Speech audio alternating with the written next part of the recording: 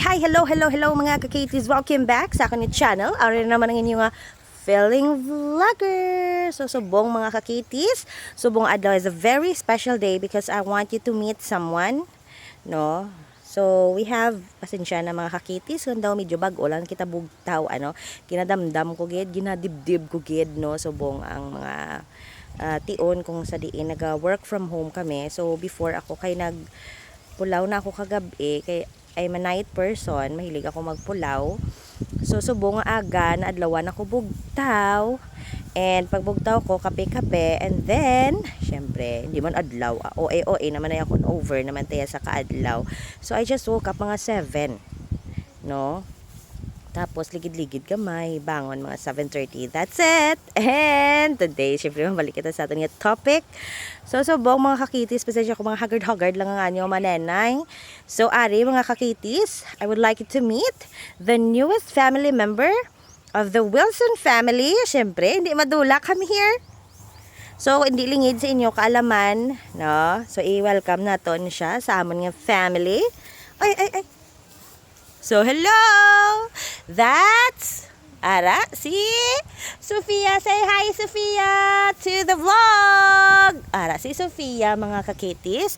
Amon na siyang amon first apo sa amon nga baka nga si Sophie. Kung galantaw kamo sang akon nga vlog, mga ka-Katies, kilala niyong akon baka, no? Si Sophie, ara siya, the mother. Syempre, kay ako ang iloy ni Sophie.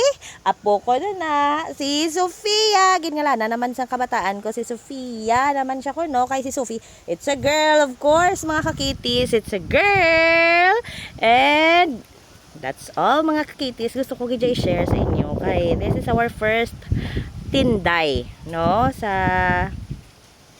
amon nga pamilya. So damo na nag-agi nga kanding sa amon mga ka-Katies, damo naman ang nabaligya namon. And subong mo niya, I'm very proud nga may apo na kami, no, si Sofia. And hope nga magdamo pa na sila soon, no, para kung may mga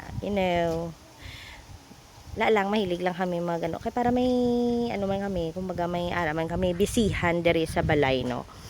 And syempre panilangga ko na yung daan niya nga bata si Sophie. Oh, ay apaw ka-sweet sa ilang nga duwa. Oh, ay apaw ka-sweet sa ilang nga duwa.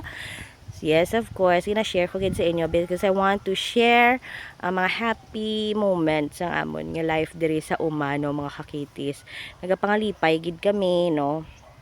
Maliban sa subong nga perti ka init, no, sobra ka init, mga ka-Katies, daw wala na gid kanon ang amon nga baka diri kag wala nga daan sang tubi, no. Hindi man ko kapamunya gani sa mga asin ginakulang na gid kami sa tubi this past few months. Halin sang February duga-dula-dula ng tubig, and then pag abot sang March, as in rationing na gid kami nga tag 5 days, and now last week sang March gin-declare na nga tag 7 days ang rationing sang water sa amon, and nagapanghakot gid kami sang water para lang maipainom. So, syempre 4 ka bilog ang kanding namon, may 2 ka ido, tapos may mga damo pa nga dan sang manok namon, plus ini ng baka namon, no, nagduwa na.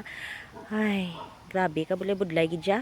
Ang isa ka tubi is kulang gid siya para sa ila. So hopefully Lord God, ambunan kami da ng isang kagamay nga water from above, no. Magulan lang tani kay masudlan ang amon nga tab.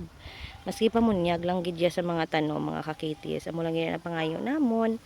And of course, halos tanan kita, no. Grabe ang as in ano pa lang oras subong 8. Pero grabe ang init, as in super grabe gid ang init subong. And that's all, mga ka-Katies. I would like to share all the happy moments here in our pangabuhi sa uma. And that's all, mga ka-Katies. Thank you so much.